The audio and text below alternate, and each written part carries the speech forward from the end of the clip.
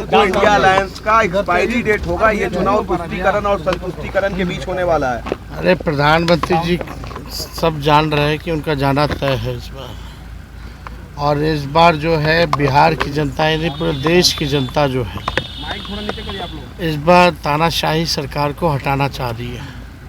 और जो कल का जो चुनाव हुआ, जो कल की तीसरा चरण का, उसमें हम लोग जो है बहुत ही अच्छे पोजीशन पे हैं। जो लोग चुनाव से पहले कुछ समझते थे, अब सब लोग जो है धीरे धीरे उंगली चबाने का काम कर रहे हैं। तो हम लोग पूरी तरीके से एकदम कॉन्फिडेंट है कि 4 जून को इंडिया की सरकार बनने जा रही है। लालू जी के बयान के बाद प्रधानमंत्री अब लालू जी पर अटैकिंग हो गए हैं कि आप अरे वो कब नहीं लालू जी पे बोलते हैं, दिन भर तो हम ही लोग को बोलते रहते हैं। हाँ, आप देखिए ना, लगातार हमको भी दूसरे राज्य में जा कर के गाली दे रहे हैं क्योंकि घबराए हुए हैं, डरे हुए हैं। और हमने तो पहले ही बोला वो पीरजादे हैं, कुछ भी कह सकते हैं प्रधानमंत्री, केवल झूठ झूठ बोलते रहते हैं।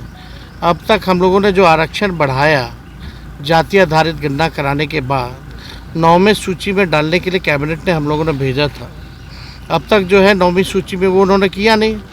क्यों नहीं किया? क्योंकि उसमें ओबीसी का, ईबीसी का, एससी का, एसटी का सब लोगों का आरक्षण हम लोगों ने बढ़ाने का काम किया। और देश भर में सबसे ज़्यादा अगर है तो 75% आरक्षण बिहार में दिया गया। तो उस पर तो चुप्पी साधे हुए रहते हैं। और यही जब जाति आधारित गणना हम लोग करा रहे थे, सॉलिसिटर जनरल को खड़ा करके उसका सुप्रीम कोर्ट में विरोध करा रहे थे। एफिडेविट में भी आप लोगों ने देखा था जो उन लोगों ने दायर किया था। तो इन लोगों की करनी और कथनी में भारी अंतर है।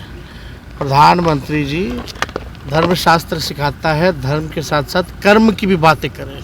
तो थोड़ा कर्म की बातें 10 साल आपने क्या किया उसके बारे में भी थोड़ा बता दें कि आपने बिहार के लिए क्या किया। लालू जी कभी मुस्लिम आरक्षण की बात करते हैं, कभी कहते हैं सामाजिक आधार पर दिया जाना चाहिए। आखिर राजद का स्टैंड क्या है? अरे भैया, आप लोगों को समझ में ही नहीं आता है। एक बार ये जो भी पिछड़ापन सामाजिक तौर पे जो भी जातियां थी, चाहे किसी भी धर्म की, सबको आरक्षण जो है कर्पूरी ठाकुर जी ने पहले से ही दिया हुआ है।